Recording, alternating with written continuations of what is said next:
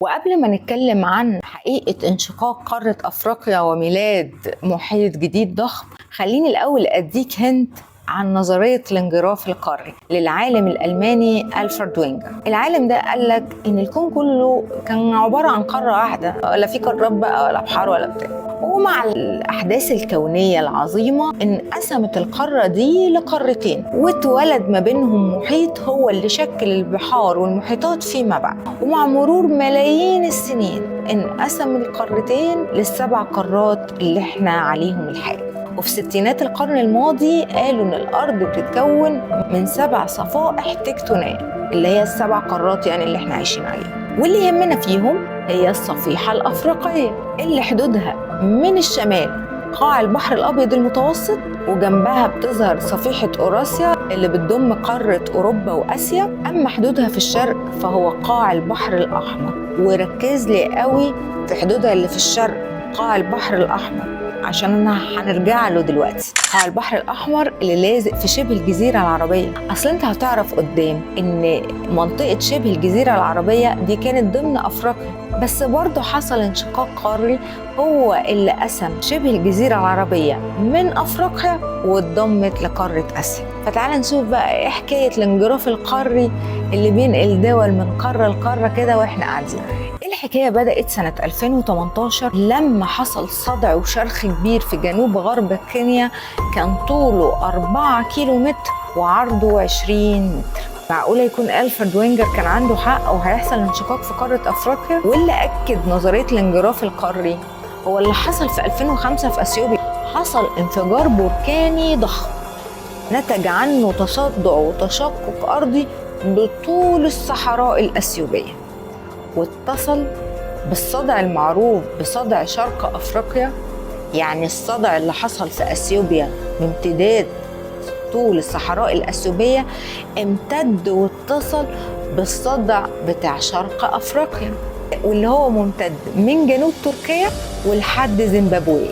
يعني فعلا كده هتتقسم القارة لقارتين، الصفيحة الغربية واللي سموها الصفيحة الصومالية، والصفيحة الشرقية واللي سموها الصفيحة النوبية، ودي اللي بتضم معظم دول أفريقيا واللي احنا منهم. وعلى حسب كلام العالم الألماني فقارات العالم كده متشالة على 7 صفائح تكتونية بتتحرك بشكل عمودي، فإذا ركبت صفيحة فوق صفيحة هتتشكل البراكين والزلازل زي ما قلنا في موجات تسونامي. أما بقى إذا تباعدت الصفائح دي بتتشكل الصدوع والشروخ اللي فيما بعد بتؤدي إلى انشقاق وانقسام في القارة، ويتشكل ما بينهم بحار ومحيطات. بس ده بيلزم مش مئات السنين، لا ده ملايين السنين، زي ما حصل كده وتشكل البحر الأحمر اللي كان معروف باسم البحر القلزم، واللي كان السبب في انفصال شبه الجزيرة العربية عن قارة أفريقيا وانضمامها لقارة آسيا. زي ما حكيت لك إن منطقة شبه الجزيرة العربية كانت تبع قارة أفريقيا لولا الانقسام اللي حصل وميلاد البحر الأحمر. وحدود الصفيحة الأفريقية من ناحية شبه الجزيرة العربية هي دي اللي متوقع إن يحصل من عندها الانقسام بسبب الشروخ الكبيرة والتصدعات في القشرة الصخرية هناك، واللي منها الشرخ الكبير شرخ أفريقيا اللي ممتد من خليج عدن وجنوب زيمبابوي وخد في طريقه تنزانيا وكينيا وأثيوبيا، واللي هينتج عنه انقسام في القارة غير متساوي خالص. هينتج عنه صفيحة تشمل معظم دول أفريقيا ودي الصفيحة النوبية، وصفيحة صغيرة اللي هتشكل قارة صغيرة كده الصفيحة الصومالية. طب ده ليه علاقة باللي حصل في أثيوبيا من أيام والهبوط الأرضي الحاد اللي نجم عنه 100 شخص كضحية وعدد الضحايا في ارتفاع باستمرار؟ الحقيقة بدأت الكارثة في انهيار أرضي بسبب غزارة الأمطار، واختفى كام شخص كده، فاتجمعت أهالي القرية عشان ينقذوا الأسر اللي هتختفي بسبب الانهيار الأرضي. فما فيش لحظات ومجرد تجمع الناس حصل الانهيار الثانوي واللي كان أعظم من الانهيار الأول. وده اللي خد الناس تحته. فبعد ما كان عدد الضحايا هيكون أسرة ولا 2، بدأ ب100 شخص ومتوقع ان هم يوصلوا ل500 شخص. 500 شخص اختفوا في لمح البصر. فهل ده ليه علاقة بالانشقاق القاري أم سد أثيوبيا؟ القنبلة المائية في أثيوبيا، انهيارات جوف الأرض بترقص من تحتينا وبتخفي الناس من حوالينا.